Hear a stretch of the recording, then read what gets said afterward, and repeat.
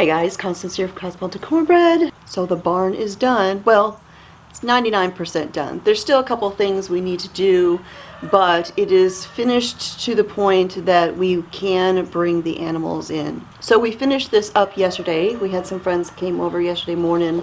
Our city folk friends who don't like living in the city and love doing projects. Now, before we started yesterday, I had the posts in, I had the wall frames in, and so yesterday we put up the roof, we did all of the siding, and we actually finished the siding up in the rain. So the weather has not been very awfully cooperative, and so it's kind of slowed things down a little bit, but we do have the shelter at the stage where we can use it.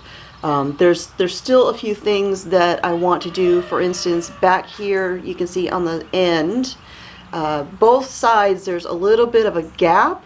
Now the roof is over that, but there's not a lot of overhang for the roof.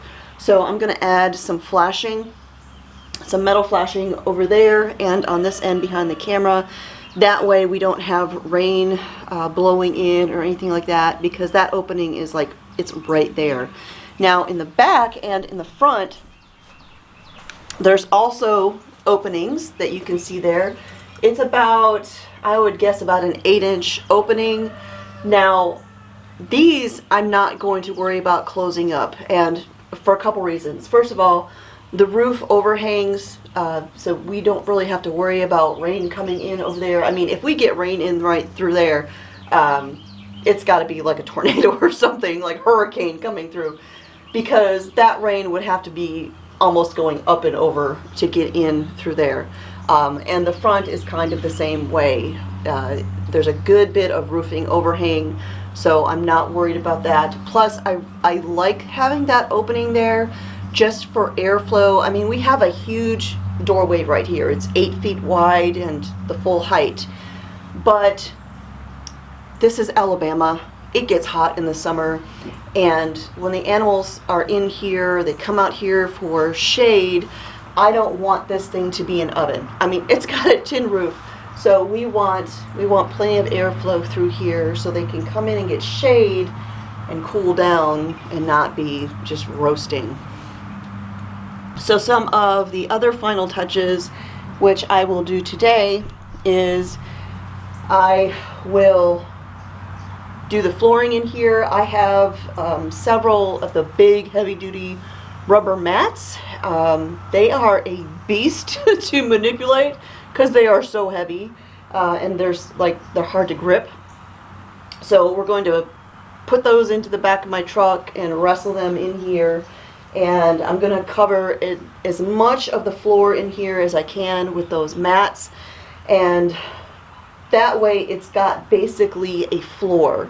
And so when I lay down the bedding, whether it's wood shavings or straw, a lot of the places around here right now are sold out of straw. So I may have to go with wood shavings. We'll just have to see. But when I put down that matting, putting the bedding down over it, it'll make it easier to clean later, because like if I'm using a shovel or a rake or whatever, I can just slide it across that mat flooring and scoop it all up. So it'll be a lot easier than it being on the ground, like it currently, is that bare ground. So I'll be doing that. I need to pick up something to hold hay. I have that great metal hay rack that I had picked up at Tractor Supply a couple of months ago. Of course, they're completely sold out. They don't have any more. You can order them online, but they are an insane amount of money for shipping. It like doubles the price of the hay rack. So I'm just going to get something else that I can do temporarily. I'll see what they have there, if they've got something else. If not, then I will just kind of repeat what we did with the goats prior to me getting that hay rack, where I did that kind of jiffied up DIY hay holder made out of some fencing. So if I have to do that, I will. Or maybe down the road I'll just make a hay rack. We'll see. But in the short term, I've got to find something to hold some hay Get a couple extra like feed buckets and things like that. Probably get a couple more cans just to hold feed, because the feed that the people were getting the animals from, and in case you've missed that, we are getting 3 more goats and we are getting a Sicilian miniature donkey. So the people that we're getting them from, they don't use the same kinds of feed that we do. They feed them all like a sweet feed, grain mix kind of deal. I am kind of particular about the feed that I give the animals, and so I will transition the new animals into using the good quality stuff that I like to use, but I will need cans to hold the other feed, because I'll have to start them off with that and then gradually change them over to the new stuff.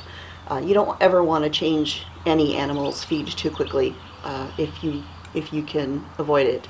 It's not good for their system to make changes too quickly. So yes, that is on the agenda for today. Now, the other thing that is on the agenda is I have some canning to do. I've got a whole bunch of apples that I need to can. Once again, I had gotten an order a while back from Asia Standard of apples, but then I got really sick and I couldn't do any canning. And then I was behind on everything, and to be honest, the apples just went bad. Yeah, so I got more apples just the other day, and so I'm going to be canning today. That will be a separate video. That video will be going up, I believe, on Wednesday of this week, and it will be the next video that I'm doing for the Canuary series. If you've missed any of that, it is a series that has been going on all month long with many different channels.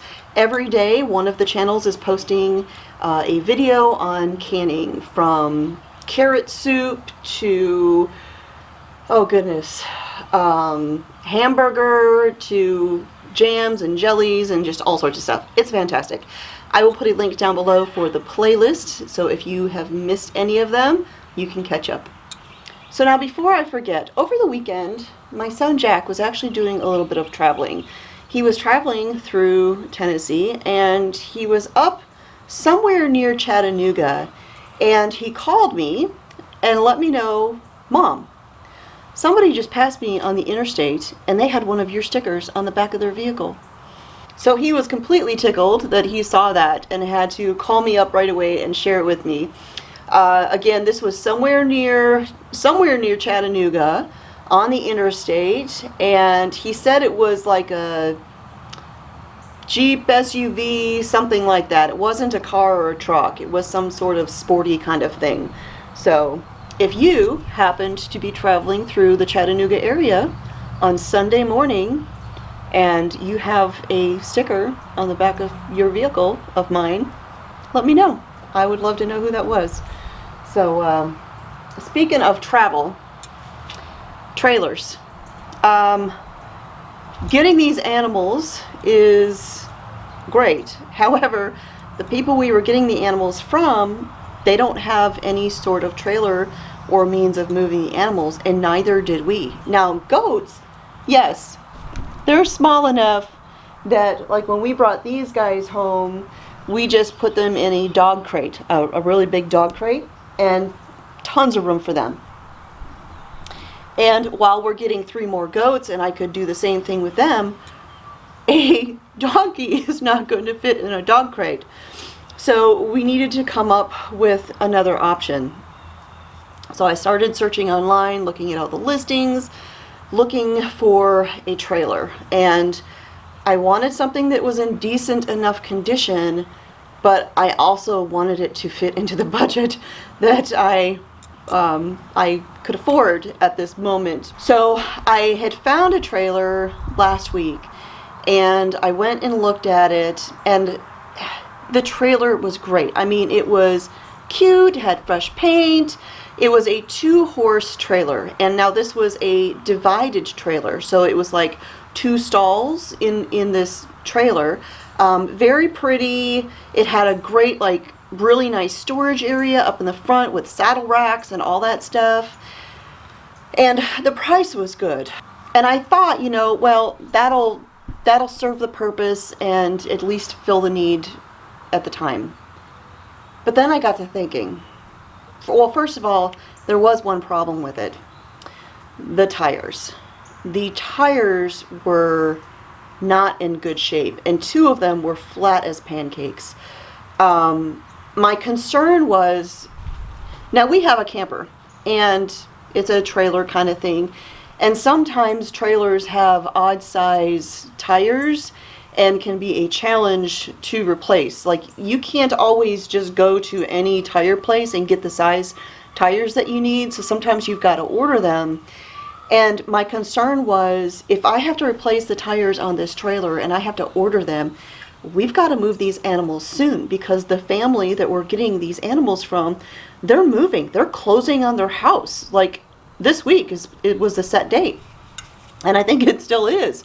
So I wasn't sure that we would have the time to order the trailers, or to order the tires. So I came home, did some more searching, and I found the perfect trailer. It was actually the kind of trailer that I was looking for to begin with. And I don't know how I didn't see it when I was looking previously, because there it was. It was in my price range. It was exactly the kind of trailer that I wanted, and it wasn't over an hour away or 2 states away. It was right down the road from where I live, and it had been listed for almost a month. So I got a hold of the person who was selling it, went the next day to go look at it, and my son Jack went with me, and you guys, we pulled in to look at this trailer, and we were immediately greeted with the sound of me, me, me. We pull in, there's a barn, there's a fence, and there's baby goats running everywhere. Oh, they were so cute. Oh my heavens, we were dying. So immediately my son was like, you need baby goats. And I'm like, I know. Yes. So at some point there will be baby goats here. I mean, that for us, that's the whole point of getting goats to begin with, is beginning to build our herd so that we have breeding stock. And like I mentioned the other day when I mentioned getting new animals, these ones that we're getting aren't necessarily breeding stock. They're probably going to end up just being pets, but it is what it is. I don't mind. Goats are pretty inexpensive to keep once you've got the infrastructure, as far as I'm concerned. But about the trailer, this trailer is exactly what I was looking for. It is a stock trailer. It is an animal trailer, livestock trailer. It's not a 2-horse little bitty stall trailer. And the reason I wanted something like we ended up getting is because down the road we have ideas of maybe raising a feeder steer or raising some pigs and raising our own meat other than like chickens.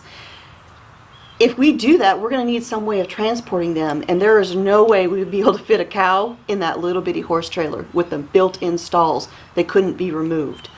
This trailer is perfect. Not only is it open where we could put in larger animals if we needed to, but the person we bought it from actually had installed a gate, like the big metal fence gates that we have here on our fence, and it divides off the front of the trailer from the rest of the trailer. So up on the front of the trailer there's a door on the side where you can get access to there. That gate closes in that area, which will be perfect to put the goats in and then have Sophie, the donkey, in the larger area. So, I mean, it's like this trailer was made for us. So I'm very excited. Now, it does need a little bit of love. It needs some sanding down and some fresh paint, but otherwise, this trailer is in really good condition. Brand new floor, brand new tires. I mean, it was perfect. So I think it was meant to be. But with that, I'm going to go ahead and wrap this up. I need to get started on the rest of the day. So that's just a little bit of an update on where we are at as far as everything that's going on. and I think it's going to be an exciting week. So that's it for now. Thanks for joining me out here in the donkey barn. My name is Constance from Cosmopolitan Cornbread, and I'll talk to y'all next time.